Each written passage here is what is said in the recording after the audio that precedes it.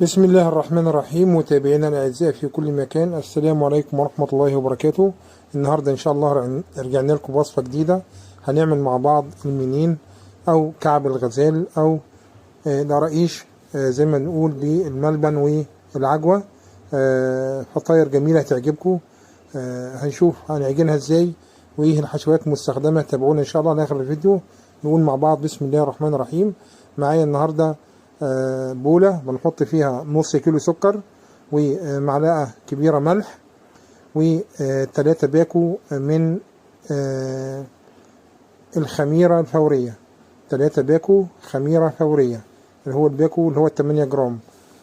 3 باكو خميرة فورية، نص كيلو سكر، معلقة من الملح، 3 باكو خميرة فورية.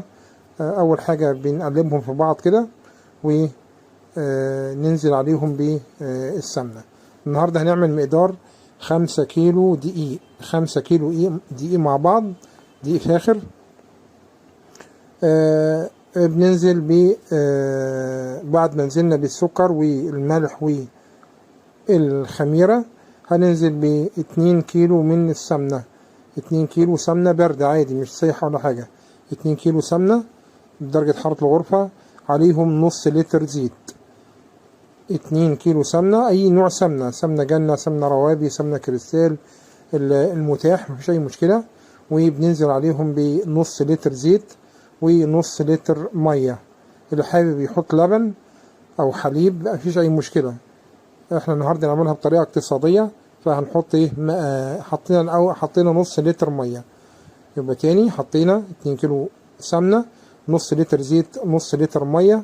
بندوب الدنيا دي كلها في بعض وبننزل ب6 من الفانيليا، 6 ظرف من الفانيليا أو 6 باكو من الفانيليا، عشان طبعا ريحة الكعب الغزال أو ريحة المنين ديت بتكون ليها ريحة جميلة كده. بنفضي الفانيليا كلها أثناء تقليب المكونات دي كلها مع بعض.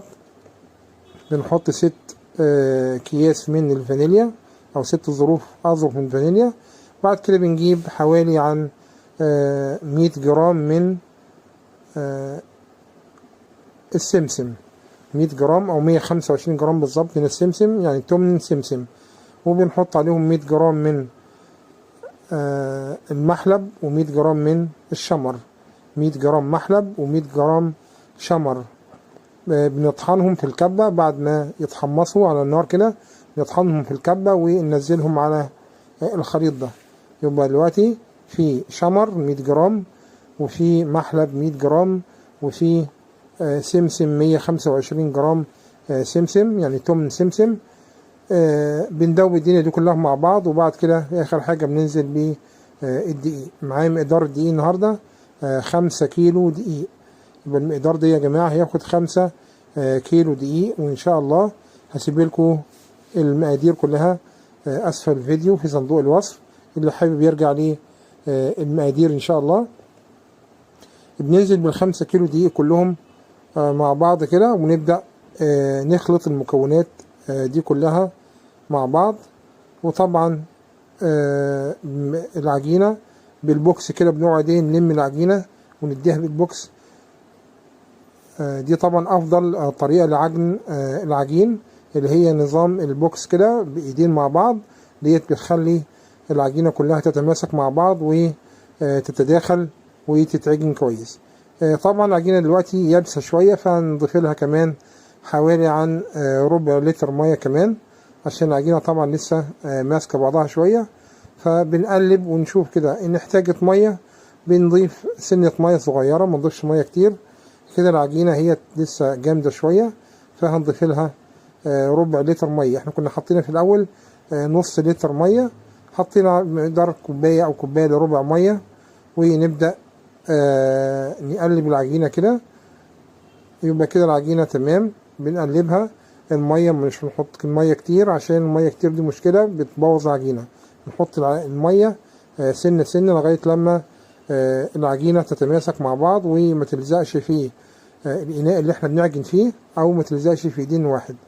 ادي العجينة اهي بدأت تتماسك مع بعض، وبدأت تتشكل ومع ما بقتش تلزق في الايد ولا في الاناء طبعا اهوت. بنلم بقى العجينة دي كلها ونبدأ على طول كده نسيبها لمدة نص ساعة تخمر. وادي طبعا شكل السمسم ظاهر فيها اهوت. ونسيبها تخمر لمدة نص ساعة. بنجيب بعد كده حشوة، اي حشوة طبعا ممكن نحشي بعجوة او بملبن. احنا هنحشي النهاردة بالاتنين. بنجيب باكو العجوة ونبدأ نقطعه بالسكينة كده ونبدأ نشكله نعمله زي ما احنا بنعمل كده اصابع زينب. بنقطع حتة صغيرة، كرة صغيرة، ونبدأ نفردها، نعمل زي الصوابع الصغيرة كده، عشان دي طبعا الصوابع ديت هنحطها في العجينة دلوقتي وهنفردها مع بعض واحدة واحدة كده. بنقطع العجوة كلها ونبدأ العجينة خلاص خمرت اهيت. بنجيب العجينة ونقسمها لكور. الكورة بيدوب كده بنشكلها بايدينا زي كورة كده، ونجيب قطعة من العجوة ونقفل عليها من كل الاتجاهات فوق وتحت والجوانب. نقفل عليها ونركنها عشان طبعا لسه هنفردها بعد كده. هنفردها رول كبير كده.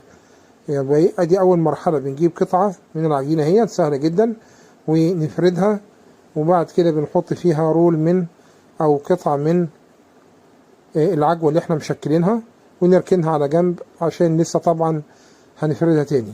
اهم حاجة طبعا نقفل العجينة كويس من جوانب ومن اطراف، عشان العجوة لو ظهرت او خرجت من العجينة تتحرق على طول. نبدأ نشكل العجينة هيت. سهلة جدا، طريقة سهلة جدا واقتصادية ومفيش اي تعب ولا حاجة هيت.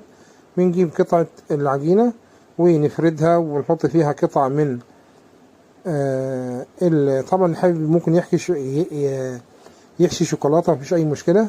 اللي حابب عجوة، ملبن، المتاح. اللي حابب يسيبها سادة، اللي حابب يحط جبنة، مفيش اي مشكلة برضو.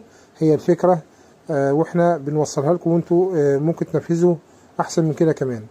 ادي برضو واحدة واحدة اهي. بنجيب قطعة عجينة ونفردها وبنحط فيها قطعة من العجوة ونقفل عليها كويس من فوق. وادي طبعا دي الملبن يا جماعة اهوت. ديت مرحلة الملبن. نجيب الملبن برضو ونفرده كده ونعمله نفس قصة العجوة. بنجيب قطعة من الملبن ونبدأ نعملها رول صغير كده ونحطها في قلب العجينة، وبرضو نقفل عليها كويس عشان مش تتحرق في الفرن. نقفلها من الجوانب ومن الأطراف ونبدأ نشكل عجينة. بعد ما خلصنا الكمية معانا نبدأ نجيب القطعة اللي احنا حشيناها ديت ونبدأ نفردها رول كده زي ما حضراتكم شايفين. هذه هي العجينة اللي احنا حشيناها. قطعة العجينة اللي احنا حشيناها سواء كانت عجوة أو ملبن بنجيبها سهلة جدا، ونبدأ تكون هي خمرت كويس وارتاحت. نبدأ نشكلها معانا هو رول وكده. بنشكلها وعلى طول على الصاج ونبدأ نرصها في الصاج. اهيت زي فكرة مثلا البقسماط، بس طبعا دي بتكون عريضة او كبيرة شوية عن البقسماط. اهيت بنعملها رول على رخام ولا حاجة، وبعد كده الصاج اهوت سهلة جدا. جبنا صاج ونبدأ نرص الرولات او العجينة ديت المشكلة جنب بعض بالطريقة ديت. هي طريقة سهلة جدا مش اي حاجة. وده هوت الكمية هنخلصها كلها. بنجيب الحتة او العجينة اللي احنا حشيناها ملبن او عجوة ونبدأ هي بتمشي على طول. الواحد بس متى ما حط ايده كده هي العجينة لوحدها كده ادام مخدومة كويس وماشيين على المقادير صح، ان شاء الله هتاكلوا شوية كعب الغزال او المنين او القراقيش زي ما نقول. هتطلع جميلة جدا وان شاء الله هتظبط معاكم.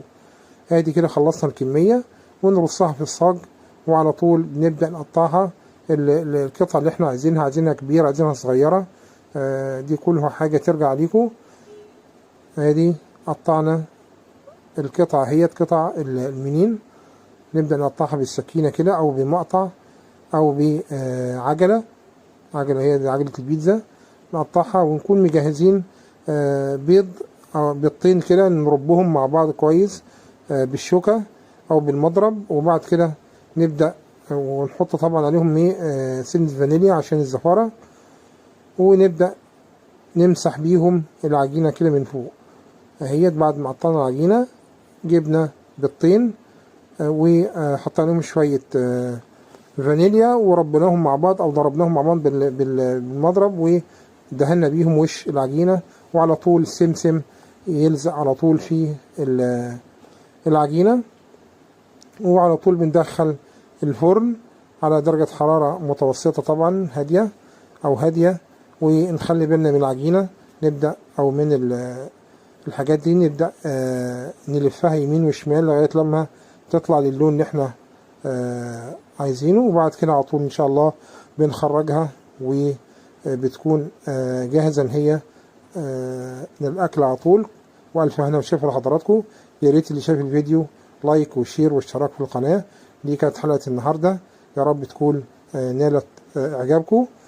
إن شاء الله انتظرونا في وصفات جاية جديدة إن شاء الله، واللي مع بعض نخش على المعجنات نعمل شوية منين حلوين كده بالملبن والعجوة. دي كانت حلقة النهاردة، يا رب تكون عجبتكم، ومش تنسونا من صالح دعاكم. كان معكم الشيف سامح عبد الفتاح. دمتم في أمان الله، والسلام عليكم ورحمة الله وبركاته.